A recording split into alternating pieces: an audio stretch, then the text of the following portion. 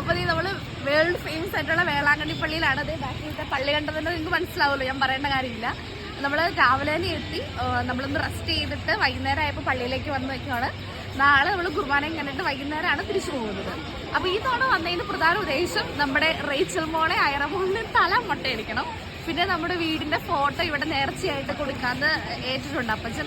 അതൊക്കെ ചെയ്യണം. പിന്നെ കഴിഞ്ഞ വട്ടം അപ്പച്ചനും അമ്മയ്ക്കും വരാൻ പറ്റിയില്ല, അപ്പോൾ അവരെയും കൂട്ടിക്കൊണ്ട് നമ്മുടെ ചെറിയൊരു ഫാമിലി ട്രിപ്പ്. അപ്പൊ നമുക്ക് ബാക്കി വിശേഷങ്ങൾ കാണാം. വായു.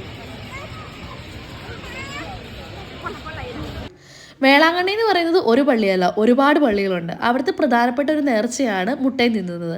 അവിടെ നമ്മൾ പോയി കഴിഞ്ഞിട്ടാണ് നമ്മൾ മുട്ടയടിക്കാൻ വേണ്ടി പിള്ളേരെ കൊണ്ട് പോയത്. റേച്ചലിനെയും ഐറേനെയും മുട്ടക്കുട്ടന്മാരാക്കാൻ പോവാണ്. ടോക്കൺ എടുക്കുന്ന സ്ഥലമാണ് ഇവിടെയാണ് മുട്ടയടിക്കുന്നത്. അപ്പൊ നമുക്ക് ഇവിടെ തന്നെ ഈടനെ മുട്ടയടിച്ചല്ലേ, ഇപ്പൊ ടോക്കൺ എടുക്കണം.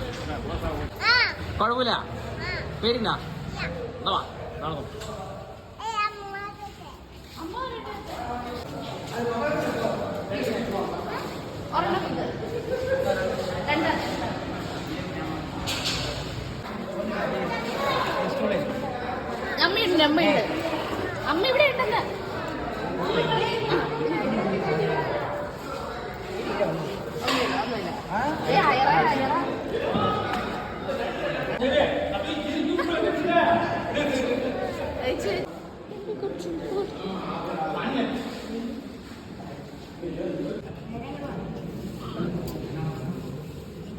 കണ്ണടച്ചോട്ടെ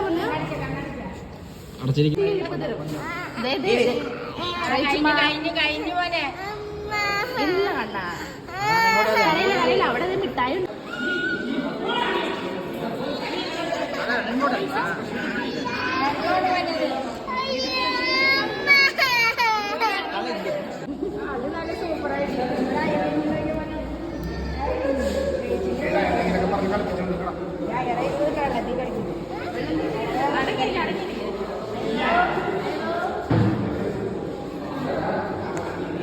മുട്ടക്കുട്ടി.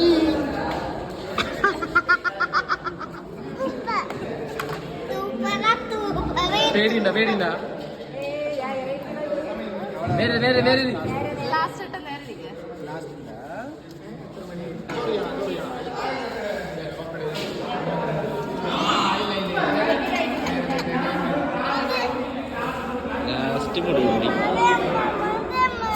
കഴിഞ്ഞ് കഴിഞ്ഞ് കഴിഞ്ഞ് ഇരിക്കാൻ പോവാണ്.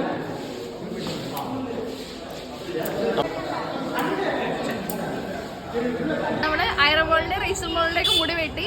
ഇവിടെ ഒരാൾക്ക് മുട്ടയടിക്കുന്നതിന് 50 രൂപയുടെ ഫീസ്. നമ്മുടെ പിള്ളേർക്കൊക്കെ മുട്ടയടിച്ച് ചെറിയ മുറിവുകളൊക്കെ ഉണ്ട്. സാരിയില്ലെന്നാ പറഞ്ഞത്. ചന്ദനം തേക്കുന്നില്ല. അപ്പൊ മുടി കെട്ടി കഴിഞ്ഞിട്ട് കടലിലൊന്ന് പോയി കണ്ടിട്ട് വരാന്നാ ഓർത്തത്. പക്ഷെ കടലിലേക്ക് ആരെയും ഇപ്പം അങ്ങോട്ടേക്ക് കടത്തി വിടില്ല. കാരണം മഴ ആയതുകൊണ്ട് 3 ദിവസത്തേക്ക് അവിടേക്ക് ബാൻ ചെയ്തേക്കുക. അപ്പൊ നമുക്ക് തിരിച്ച് റൂമിൽ പോവാം. നാളെ കുർബാനയൊക്കെ കഴിഞ്ഞിട്ട് നമ്മൾ തിരിച്ച് വീട്ടിൽ പോവാം.